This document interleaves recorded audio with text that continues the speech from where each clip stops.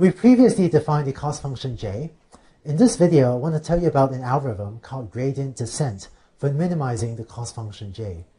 It turns out gradient descent is a more general algorithm and is used not only in linear regression, it's actually used all over the place in machine learning.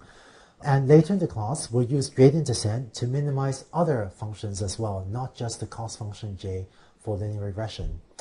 So in this video, we're going to talk about gradient descent for minimizing some arbitrary function j, and then in later videos, we'll take this algorithm and apply it specifically to the cost function j that we had defined for linear regression. So here's the problem setup. We're going to assume that we have some function j of theta 0, comma theta 1. Maybe it's the cost function from linear regression. Maybe it's some other function we want to minimize.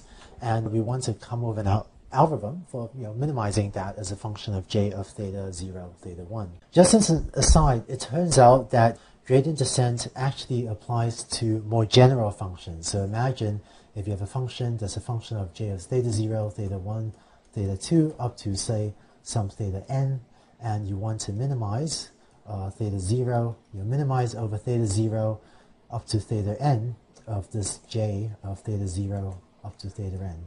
It turns out gradient descent is an algorithm for solving sort of this more general problem, but for the sake of brevity, for the sake of succinctness of notation, I'm just going to pretend I have only two parameters throughout the rest of this video.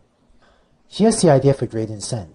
What we're going to do is we're going to start off with some initial guesses for theta 0 and theta 1. Doesn't really matter what they are, but a common choice would be if we set theta 0 to theta 0 and set theta 1 to 0. Just initialize them to 0. What we're going to do in gradient descent is we'll keep changing theta 0 and theta 1 a little bit to try to reduce j of theta 0, theta 1 until hopefully we wind up at a minimum, or maybe at a local minimum. So let's see in pictures what gradient descent does. Let's say you're trying to minimize this function. So notice the axes. This is theta 0, theta 1 on the horizontal axis, and j is the vertical axis. And so the height of the surface shows j, and we want to minimize this function. So we're going to start off with theta 0, theta 1 at some point. So imagine picking some value for theta 0, theta 1, and that corresponds to starting at some point on the surface of this function. Okay, so whatever value of theta 0, theta 1 gives you some point here. I didn't initialize them to 0, 0, but sometimes you initialize it to other values as well. Now, I want you to imagine that this figure shows a hill. Imagine this is like the landscape of some grassy park with two hills like so. And I want you to imagine that you are physically standing at that point on the hill, right, on this little red hill in your park. In gradient descent, what we're going to do is we're going to spin 360 degrees around, just look all around us and ask, if I were to take a little baby step in some direction, and I want to go downhill as quickly as possible, what direction do I take that little baby step in if I want to go down, if I sort of want to physically walk down this hill as rapidly as possible? Turns out that if you're standing at that point on the hill, and you look all around, you find that the best direction to take a little step downhill is roughly that direction. Okay? And now you're at this new point on your hill. You're going to again look all around and then say, what direction should I step in order to take a little baby step downhill? And if you do that and take another step, you take a step in that direction. And then you keep going. From this new point, you look around, decide what direction will take you downhill most quickly, take another step, and so on, until you converge to this local minimum down here. Gradient descent has an interesting property. This first time we ran gradient descent, we were starting at this point over here, right? Started at that point over here. Now imagine we had initialized gradient descent just a couple steps to the right. Imagine we initialized gradient descent with that point on the upper right. If you were to repeat this process, so start from that point, look all around, take a little step in the direction of steepest descent, you would do that. Then look around, take another step, and so on. And if you started just a couple steps to the right, gradient descent would have taken you to this second local optimum over on the right. So if you had started at this first point, you would have wound up at this local optima, But if you started just a little bit, in a slightly different location, you would have wound up at a very different local optimum. And this is a property of gradient descent that we'll say a little bit more about later. So that's the intuition in pictures. Let's look at the math. This is the definition of the gradient descent algorithm. We're going to just repeatedly do this until convergence. We're going to update my parameter theta j by taking theta j and subtracting from it alpha times this term over here. Okay, so let's see. There are a lot of details in this equation, so let me unpack some of it. First, this notation here, colon equals, I'm going to use colon equals to denote assignment. So the assignment operator.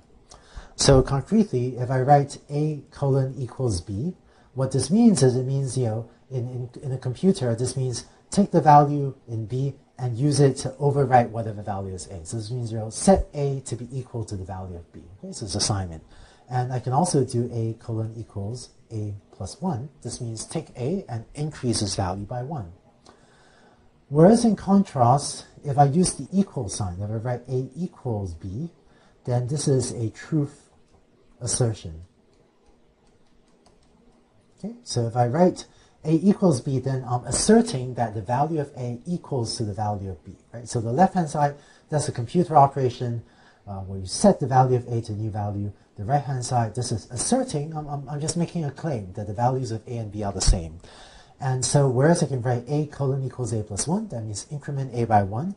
Hopefully, I won't ever write A equals A plus 1 because that's just wrong, right? A and A plus 1 can never be equal to the same values. Okay, so that's the first part of the definition. This alpha here is a number that is called the learning rate.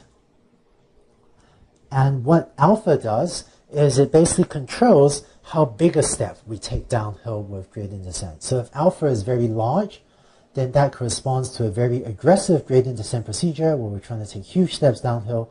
And if alpha is very small, then we're taking little baby steps downhill. And I'll come back and say more about this later, about how to set alpha and so on. And finally, this term here, that's a derivative term. I don't want to talk about it right now, but I will derive this derivative term and tell you exactly what this is later. Okay, and some of you will be more familiar with calculus than others, but even if you aren't familiar with calculus, don't worry about it. I'll tell you what you need to know about this term here.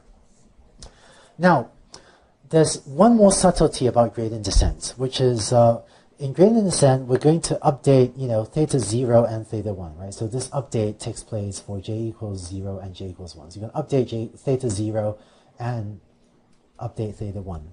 And the subtlety of how you implement gradient descent is for this expression, right? For this update equation, you want to simultaneously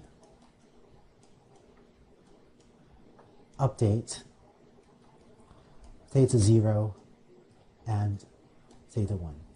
What I mean by that is that, in this equation, we're going to update theta 0 colon equals theta 0 minus something, and update theta 1 colon equals theta 1 minus something. And the way to implement this is you should compute the right-hand side, right? Compute that thing for theta 0 and theta 1, and then simultaneously, at the same time, update theta 0 and theta 1. Okay? So let me say what I mean by that. This is a correct implementation of gradient descent, meaning a simultaneous update. So I'm going to set temp 0 equals that, set temp 1 equals that, so basically compute the right-hand sides. And then having computed the right-hand sides and stored them into variables temp 0 and temp 1, I'm going to update theta 0 and theta 1 simultaneously. So that's the correct implementation. In contrast, here's an incorrect implementation that does not do a simultaneous update. So in this incorrect implementation, we compute temp 0, and then we update theta 0, and then we compute temp 1, and then we update temp 1. And the difference between the right-hand side and the left-hand side implementations is that if you look down here, if you look at this step, if by this time you've already updated theta 0, then you would be using the new value of theta 0 to compute this derivative term. And so this gives you a different value of temp 1 than the left-hand side, right? Because you've now plugged in the new value of theta 0 into this equation. And so this on the right-hand side is not a correct implementation of gradient descent. Okay? So I don't want to say why you need to do the simultaneous updates. It turns out that, the way gradient descent is usually implemented, which we'll say more about later, it actually turns out to be more natural to implement the simultaneous update. And when people talk about gradient descent, they always mean simultaneous update. If you implement the non-simultaneous update, it turns out it will probably work anyway, but this algorithm on the right is not what people refer to as gradient descent, and this is some other algorithm with different properties. And for various reasons, this can behave in slightly stranger ways. And so, what you should do is really implement the simultaneous update of gradient descent. So that's the outline of the gradient descent algorithm. In the next video, we're going to go into the details of the derivative term, which I wrote out but didn't really define. And if you've taken a calculus class before, and if you're familiar with partial derivatives and derivatives, it turns out that's exactly what that derivative term is. But in case you aren't familiar with calculus, don't worry about it. The next video will give you all the intuitions and will tell you everything you need to know to compute that derivative term, even if you haven't seen calculus or even if you haven't seen partial derivatives before. With the next video, hopefully we'll be able to give you all the intuitions you need to apply gradient descent.